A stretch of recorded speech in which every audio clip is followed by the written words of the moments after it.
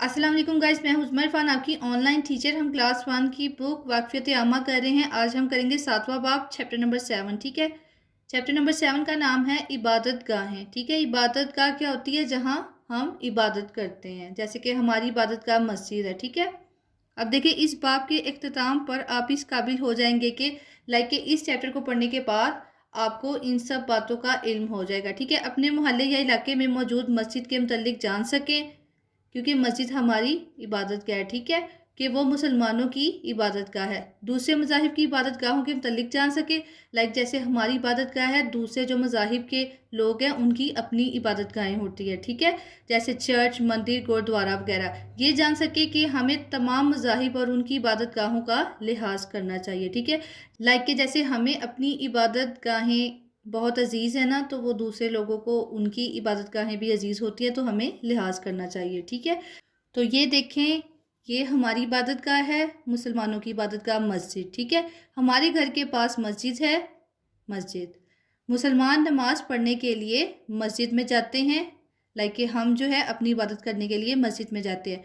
मस्जिद एक पाक जगह है और हम सबको इसका एहतराम करना चाहिए।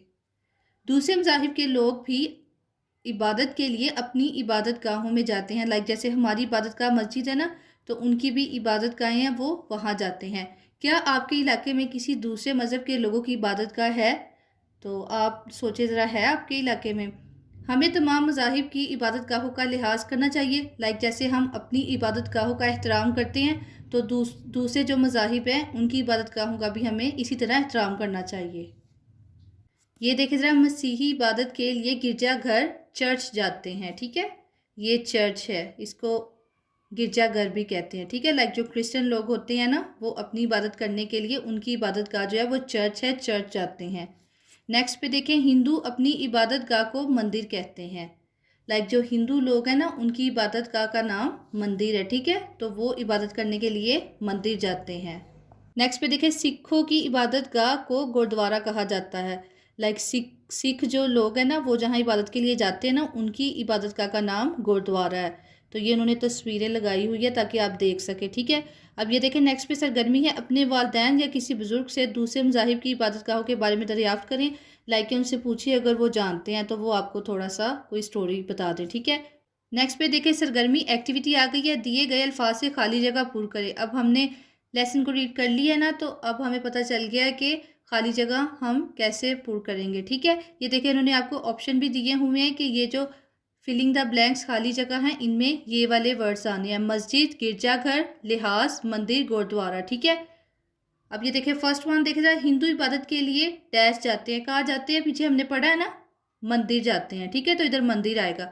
सिखों की इबादत गाह को डैश कहते हैं, अभी हमने पीछे देखा था ना, गुरुद्वारा कहते हैं। मुसलमान नमाज के लिए डैश जाते हैं, मस्जिद जाते हैं। मसीही इबादत के लिए गिरजाघर में जाते हैं। ठीक है। गिरजाघर, चर्च भी कहते हैं जिसको। हमें तमाम मज़ाहिब के लोगों और उनकी इबादत गाहों का डैश करना चाहिए, लिहाज। ठीक है। तो ये ऊपर आपको दिए हुए हैं, ऊपर से देख के आपने बताना है कौन सा वर्ड जो है कहाँ पे फिट होता है। ठीक है। लास्ट पे देखा जाए, ज़ुबानी बताएं, क्या आप किसी दूसरे मज़हब से ताल्लुक़ रखने वाले फ़र्द को जानते हैं? उनका लिहाज क्यों ज़रूरी है?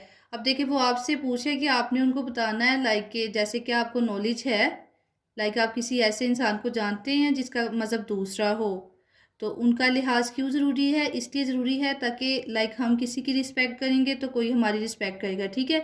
जिस तरह हमें अपनी इबादत गाहें अजीज़ हैं, वैसे दूसरे लोग हैं जो दूसरे मज़ाहिब के लोग, उनको अपनी इबादत गाहें अजीज़ है। ठीक है। तो हमें उनका लिहाज करना चाहिए ताकि वो हमारा लिहाज करें। ठीक है।